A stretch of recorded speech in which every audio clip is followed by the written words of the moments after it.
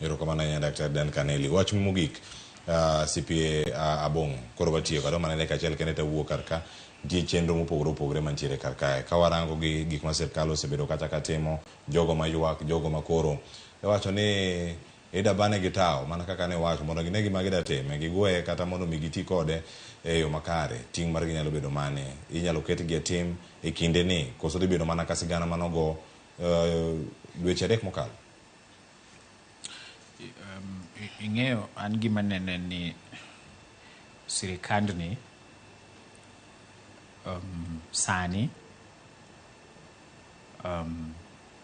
president kod political system en ni gisero yiero mabiro cha to ok gisere kuom timo ne jo Kenya tich, gisere e yor siasa marach ma emomiyo ineno ka gitimo gimiluongo ni tokens. Gimiyowa tokens kar mondo gigol tich malong'o.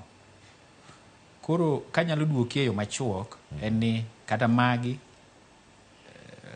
gin ma jathum moro wacho ni tuliyaona ama yalipita gin gik mana miwacho to kendo after some time kendo chak wabiro puka wiyo. Dong ing'e ni jo Kenya wigi wilga gi gigi bang' jumbe 2 gibiro kelo wach moro malich to jo Kenya wigi osewil gi wachno.